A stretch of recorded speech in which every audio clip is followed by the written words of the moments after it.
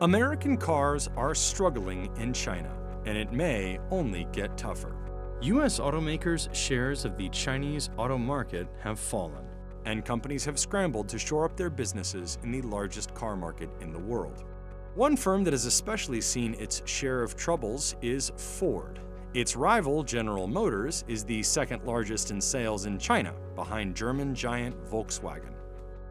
A late arrival, a less-than-ideal partnership, and difficulty keeping up with the rapid pace of the fast-growing and highly competitive Chinese market have all left Ford in the dust behind its larger rivals. But the Blue Oval seems determined to succeed. The company said earlier in 2019 it has a plan to catch up to its competitors. And to be fair to Ford, things are now tough for everyone in China. Intense competition, the rise of Chinese brands, and a slowing market mean the good days for foreign automakers may have come to an end, even as Chinese companies plant stakes in the United States. In the later decades of the 20th century, China began opening up its domestic automotive market to foreign companies, on the condition that they form 50-50 partnerships with Chinese firms. Up to that point, domestic companies had ruled the Chinese market, and they tended to focus on commercial trucks. But there were a few foreign manufacturers who sold cars in the country in low volumes.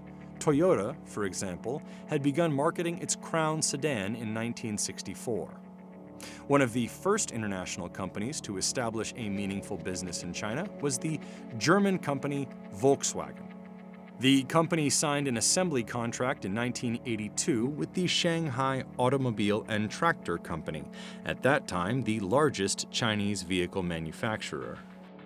Around the same time, French brand Peugeot and American brand Jeep also set up joint venture partnerships in China. Other similar agreements came later. But with the exception of the Jeep partnership, Japanese and European automakers tended to dominate among foreign brands working in China.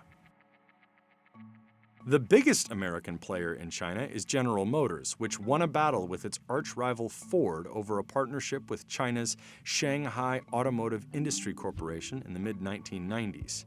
GM has been partnered with the firm ever since. Ford later joined together with Chang'an, another state-owned Chinese manufacturer, and that relationship has been considered a source of strain for Ford in the country. GM, at one point, I thought they were late to the game, but they caught up very quickly. Volkswagen was in really early and became a very well-known foreign nameplate really fast. And then GM caught up with them, basically. And GM and Volkswagen have been the market leaders for quite some time. Ford was late to the party. Ford came in and To be frank about it, their joint venture partner Chang'an was not quite at the level of the joint venture partners that Volkswagen and GM had in terms of sophistication and government power and influence and things like that. And so Ford had some disadvantages out of the gate.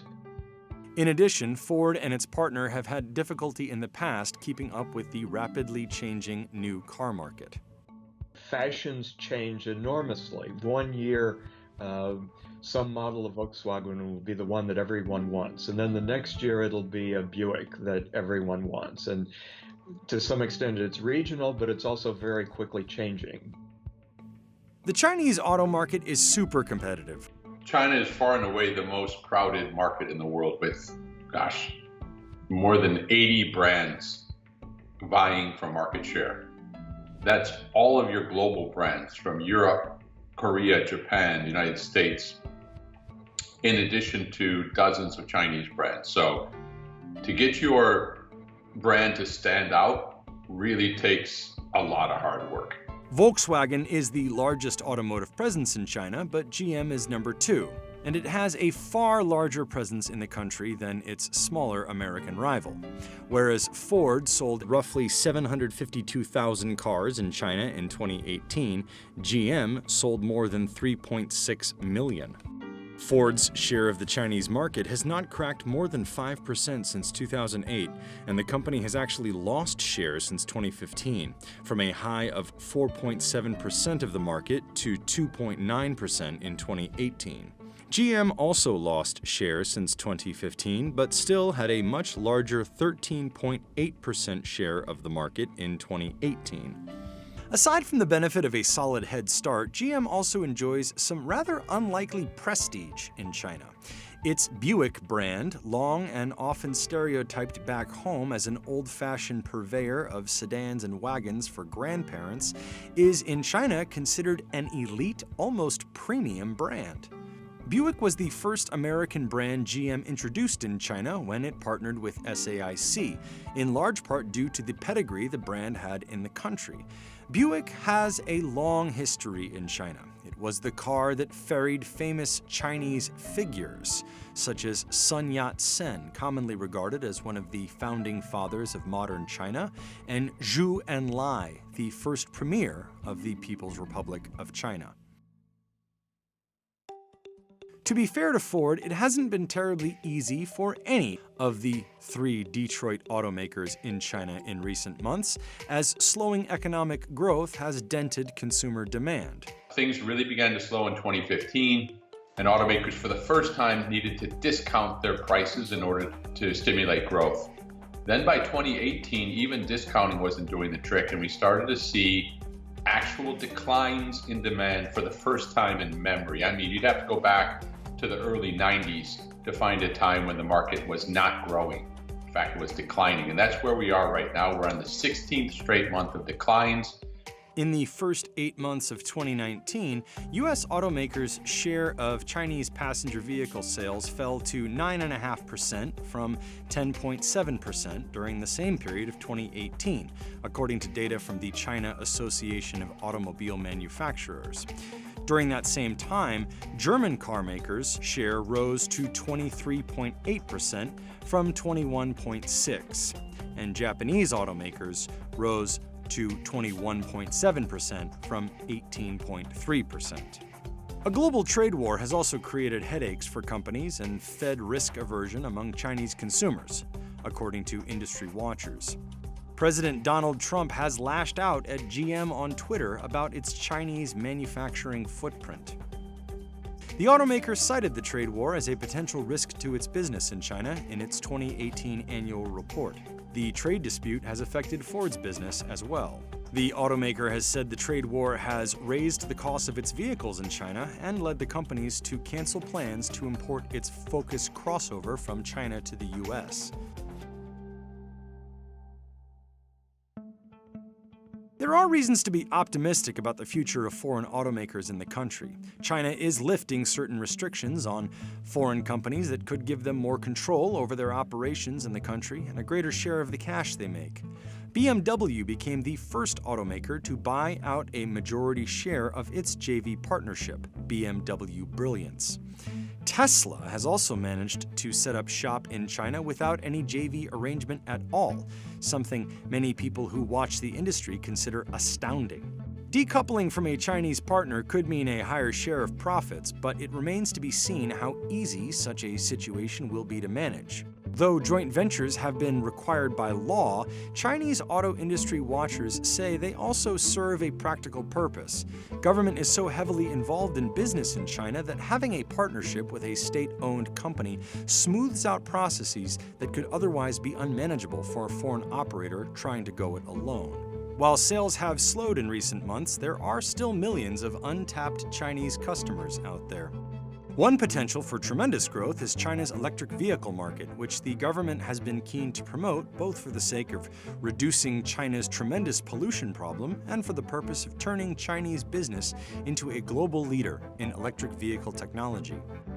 Electric vehicles have changed the game because they are, by all accounts, much simpler to produce. The drivetrains are very simple in an electric vehicle.